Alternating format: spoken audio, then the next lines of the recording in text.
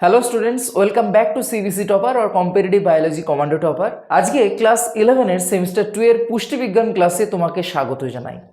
আজকে আমরা এমন একটি উপাদান সম্পর্কে জানব যে উপাদানটি তুমি যদি গ্রহণ করো তোমার যে বয়স বা এজিং সেটা কিন্তু অনেকটা কমে যাবে, বা যে হারে তোমার বয়স বাড়ছে সেটা কিন্তু অনেকটাই হ্রাস পাবে।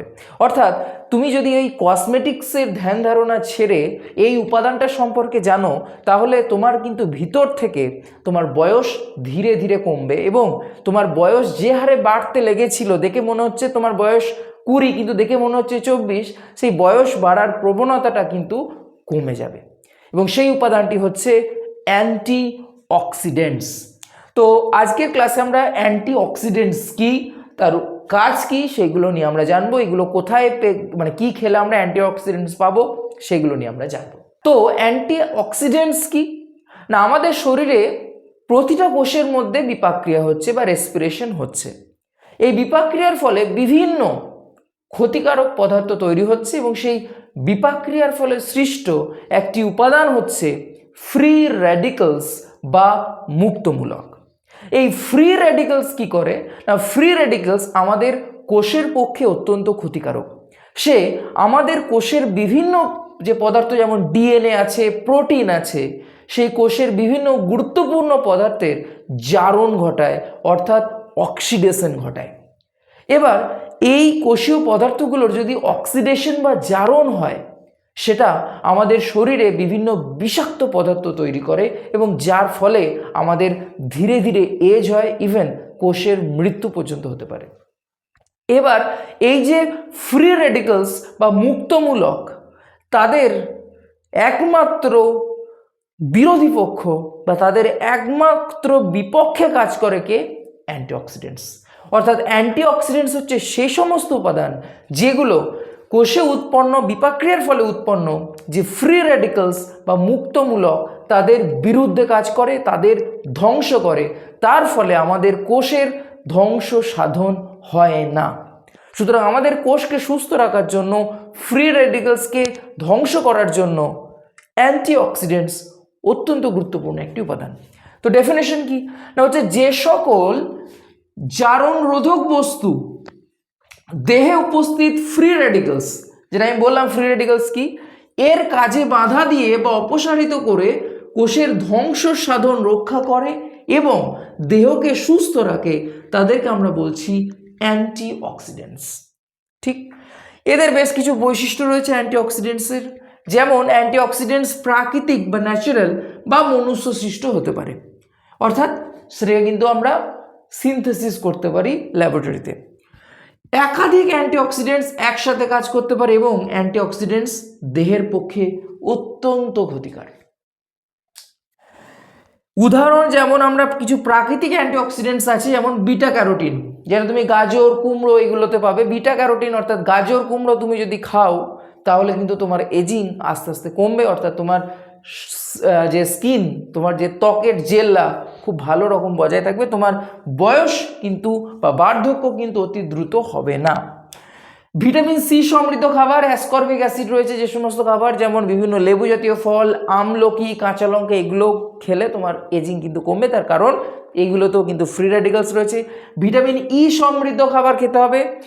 লোহা, কপার, লিথিয়াম ও জিঙ্ক। লিথেনিয়াম যেটা, এই লিথেনিয়াম হচ্ছে অ্যাকচুয়ালি সি ফুড বা সামুদ্রিক যে খাবার, সেই সামুদ্রিক খাবারের মধ্যে কিন্তু পাওয়া যায়, যেটা কিন্তু অ্যান্টিঅক্সিডেন্টস হিসেবে কাজ করে। এছাড়া কিছু সংশ্লেষিত অ্যান্টিঅক্সিডেন্টস যেগুলো পরীক্ষাগারে বা ল্যাবরেটরিতে আমরা বানাতে পারবো, সেগুলো কি, যেগুলো মনুষ্য সৃষ্ট হয়, যেমন একটা হচ্ছে বিএইচএ, পুরো কথা কি না বিউটাইলেটেড হাইড্রক্সি অ্যানিসোল।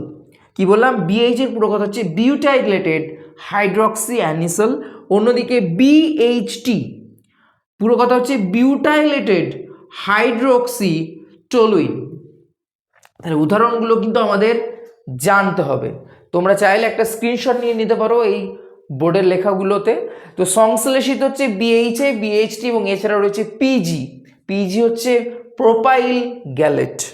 ঠিক আছে, এগুলো হচ্ছে অত্যন্ত গুরুত্বপূর্ণ কিছু সংশ্লেষিত অ্যান্টিঅক্সিডেন্টস।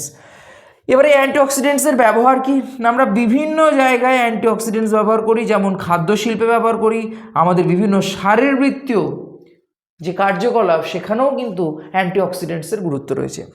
দেখে নিই খাদ্য শিল্পে 1 নম্বর হচ্ছে র্যান্সিডিটি রোধ।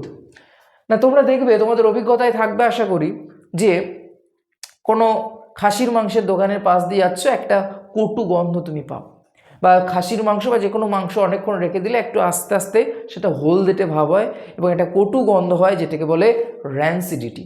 কেন হয় না, ফ্যাট যখন অনেকক্ষণ খোলা বাতাসের মধ্যে রেখে দেওয়া হয়, সেই ফ্যাটের জারণ ঘটে এবং সেই জারণটাকে রোধ করতে পারে কিন্তু এই অ্যান্টিঅক্সিডেন্টস, অর্থাৎ অ্যান্টিঅক্সিডেন্টস কিন্তু র্যান্সিডিটি রোধ করতে পারে।